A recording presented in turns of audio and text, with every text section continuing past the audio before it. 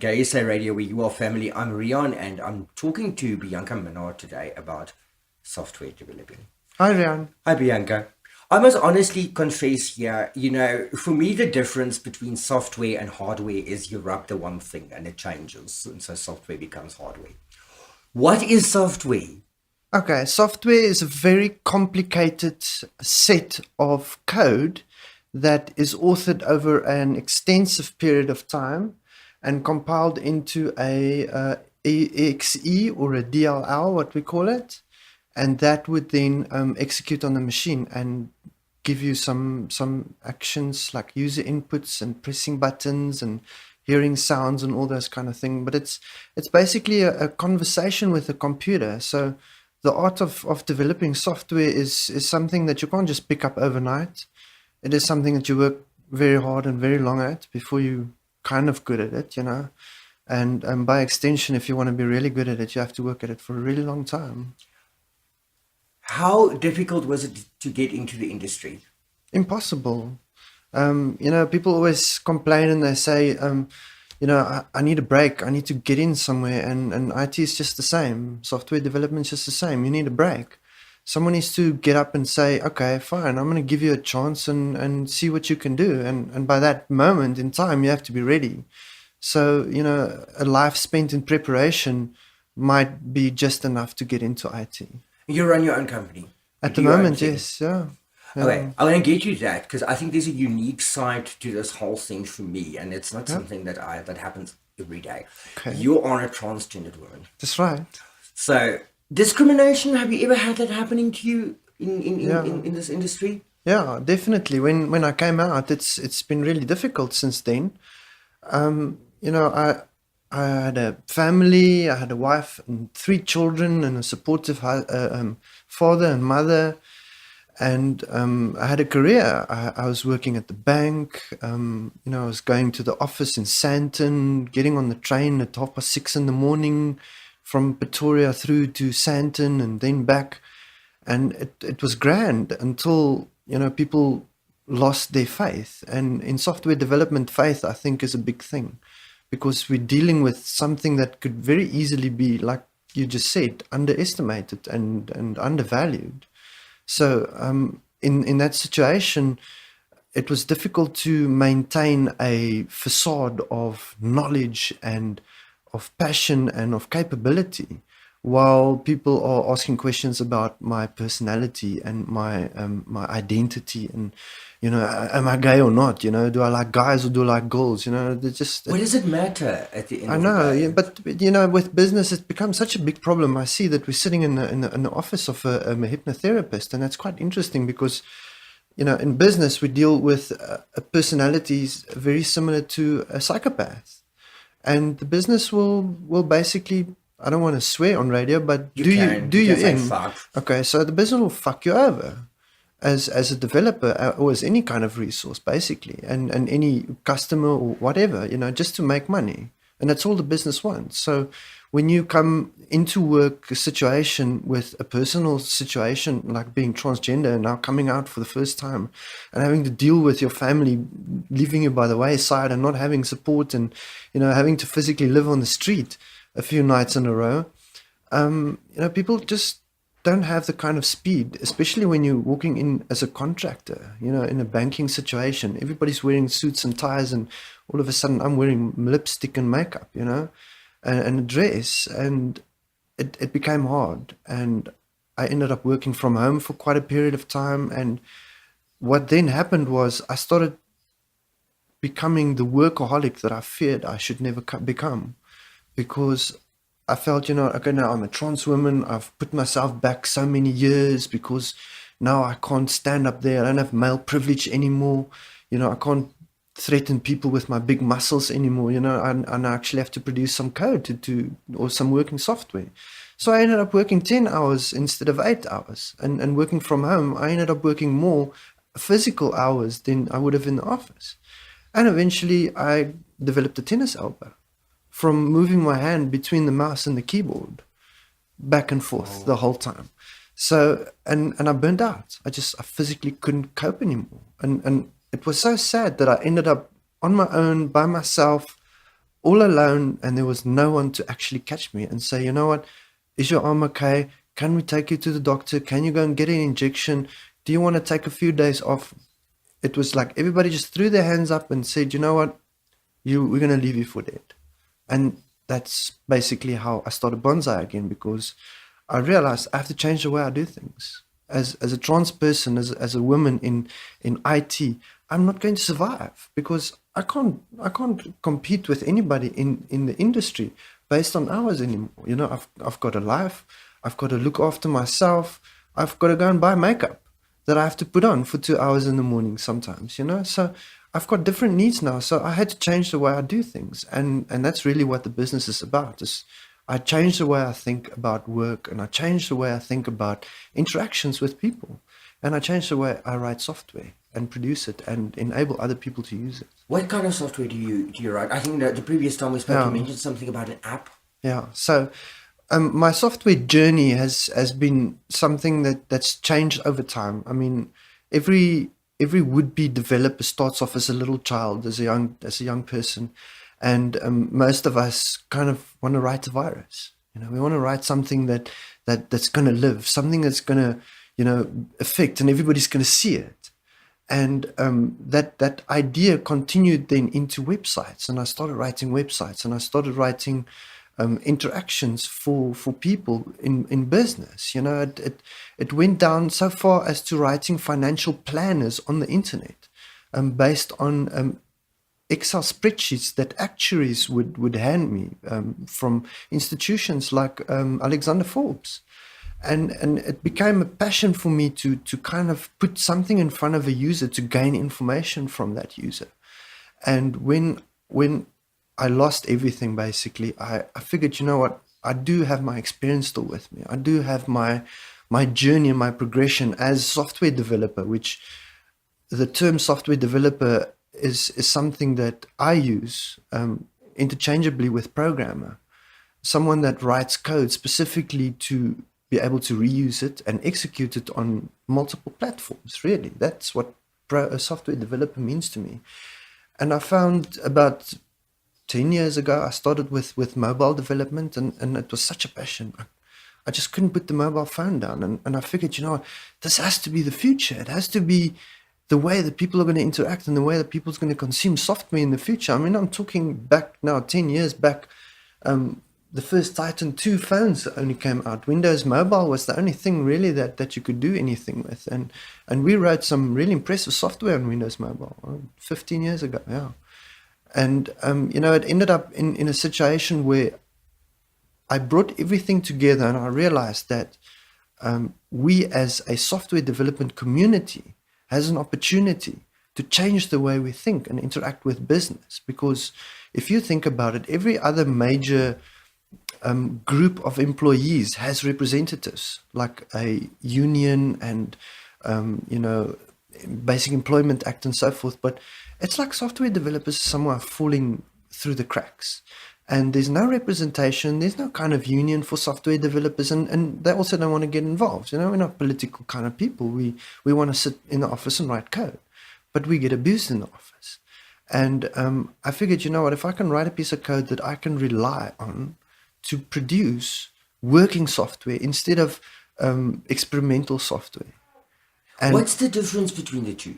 if I give you a demo, it's experimental software. Okay. So I give you a demo, and the demo's got some what we call mock data in. So if you think about something that captures user information and brings back a profile in terms of, let's say, an account of some sort, we can mock that data and we can pretend that that data exists from a back-end integrated perspective, but it doesn't necessarily is the case, you know. So when I give you that piece of data, that software, it's not fully complete yet, you know. It's something that still needs to be written, and the chances of me changing something down the line and it breaking then and costing me weeks of redevelopment and redesign, you know, is quite good in the industry today. And that's why software developers is such a bad name, because people think, you know, we just sit there and we just write all these lines of code and then it breaks and we code bugs, and, you know, that's just our life. But there has to be a change in the way we think and say, okay, let's actually not produce bad code in the first place.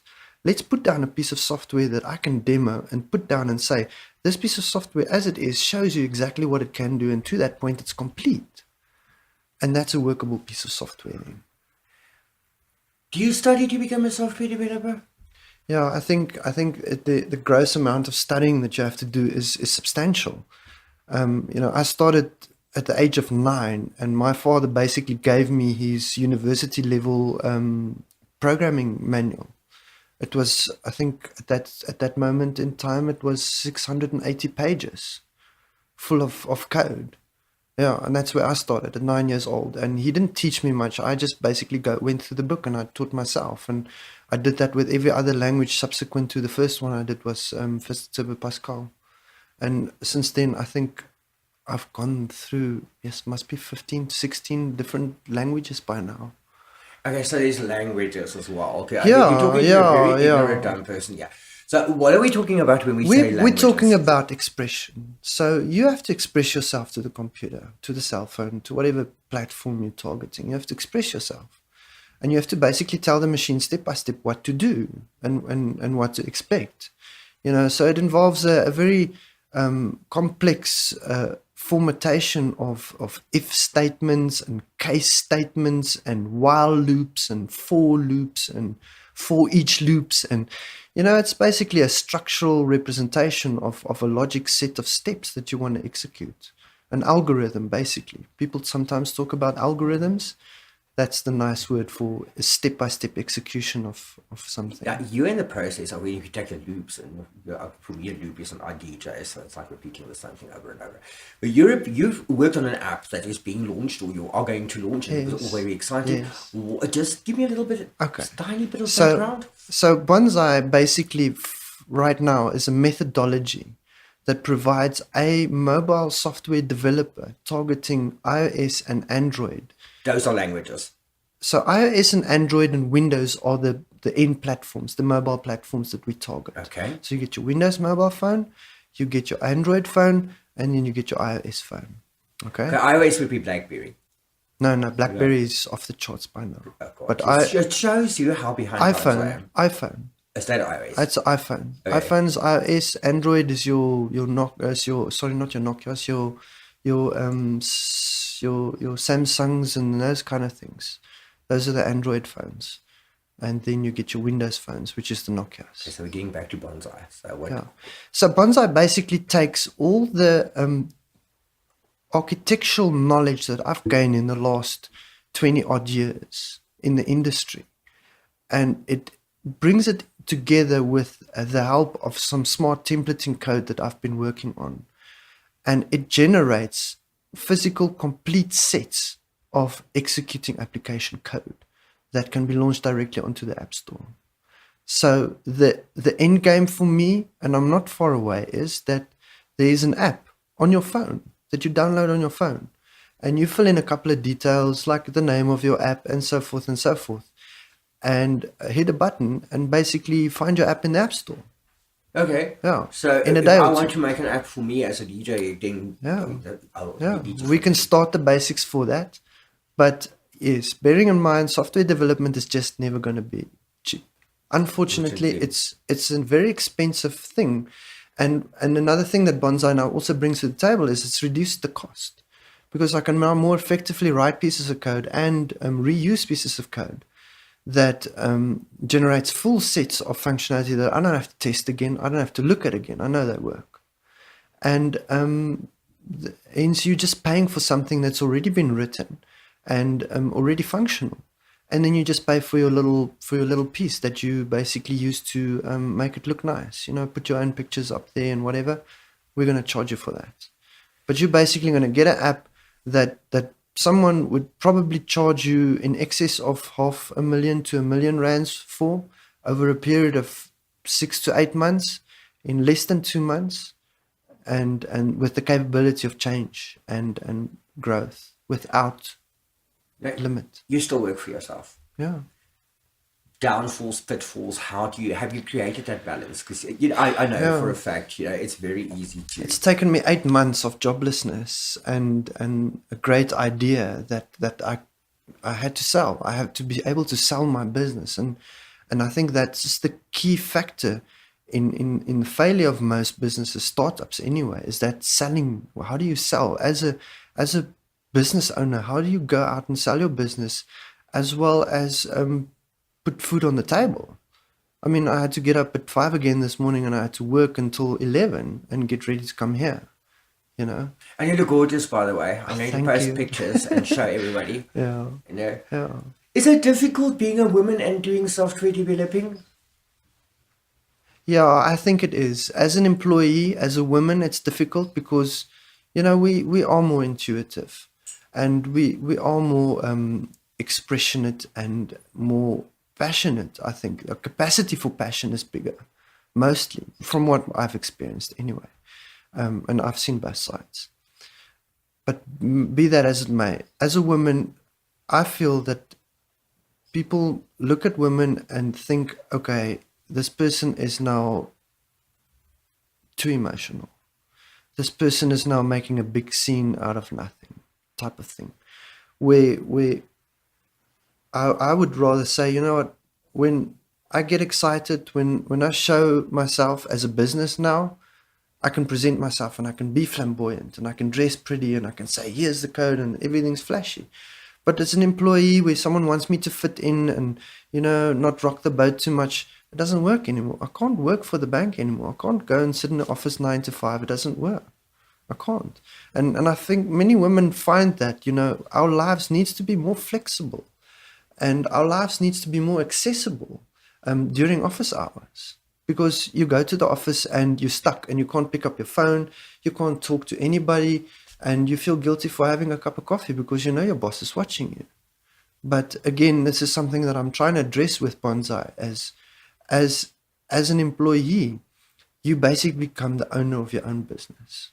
And if you are capable of learning to do software development, and I'm capable of teaching that, and that's the other arm of what I'm trying to do with Bonsai, is to find a bunch of people that will come together and learn how to do software development right the first time and put valuable software solutions in place with guidance gained from 20 years of experience in the business, and basically giving the small, medium companies in the street today accessible mobile solutions that they can access. Because, I mean, you know, you want to ask the question, you want to be a DJ and you want to have your own app. What would an app take? Maybe you can just put your calendar on your app, make it look spiffy, and you can just show, here's my next show. I'm doing a show in 3 days and it's purple, and then tomorrow it's pink, and, whatever you can come up with. And then that's the kind of thing I think is very valuable for any personal entity, even a business, where a business can communicate with its clients and say, you know what, these are the campaigns that I want to write. And Bonsai has written all that code already. We just need to put it together. What do you think distinguishes a great software developer or engineer from a not so great one? That's a difficult question. The software industry is very competition orientated, competitive rather. And in short, you're going to have to sit down and you're going to have to work. If you don't work, you're not going to get anywhere. And it comes through in software development as well. The amount of time that I worked overtime is substantial. I mean, I played a lot of games as well, but I was working overtime for years on end. And when I worked 10 hours a day, I worked and I put all that time in, and I looked at not just sitting and writing code, but I looked at dreaming. I looked at how can I make this work better? And as an architect, that's really what made the distinction for me, is to keep on dreaming and keep abreast of the latest and greatest technology so that I can predict what will work. Because Bonsai's not the first time that I've done this. I've done this about 10 years ago, something similar to this. And I brought out a piece of code that I believed was going to revolutionize software development back then. but I did not have the funding and I did not have the time to finish it. So I could never push it in the market. Even though I sold it once, I could never sell it again because, again, I couldn't go out and market it and I couldn't sit down and just physically finish it so that I could sell it again, Where this time I didn't have a choice. I had to sit down and sell it because I got nothing else to do. So I had to sit down and write it. But when I wrote that piece of software, it was 2 years in front of its time. So I dreamed 2 years ahead and I saw something or a way of doing something that nobody else has thought of in 2 years and then failed for another 2 years to implement. And by that time, I could have made some real money back then, but I didn't. It sounds like there's a lot of determination that goes into Yeah, this as well. now you have to, again, I don't want to swear, but eat, sleep and shit computers, basically. Good.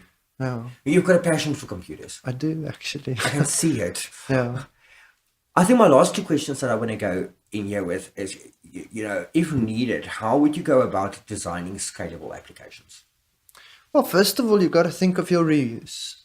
So there's two main facets of a growing application. And first of all, people think applications are written once and run forever. That's nonsense. As soon as your application stops development, you're basically dead in the water. You have to grow it. You have to keep going at it. And So it's a constant work. it's a constant work. So, and that's why the name Bonsai for me was such a pivotal signature of what I'm trying to do, because now as I'm living it, because now I'm eating my own breakfast, right? I've written a piece of code that I can use as a tool to write a lot of code with. And I'm using that tool today in my work. And it's given me the distinct feeling that now I can write a piece of code and then I can take it through a few steps of what we call refactory and then end up in a much more clinical and structured way than it would have been first off if I just wrote it the first time. So the development methodology takes the code through a process of trimming or pruning, if you want, to create a unique and cohesive set of code, rather than just writing a solution out for one person. I'm much rather looking at something that I can reuse, something that works because I know it works, because I tested before, because I wrote it before. When is the app going to be available? And where? Well, yeah, basically I'm aiming to get the Android version out by the end of the year. So if I can get the Android version out, and then I will have a companion source repository for the app that's then generated.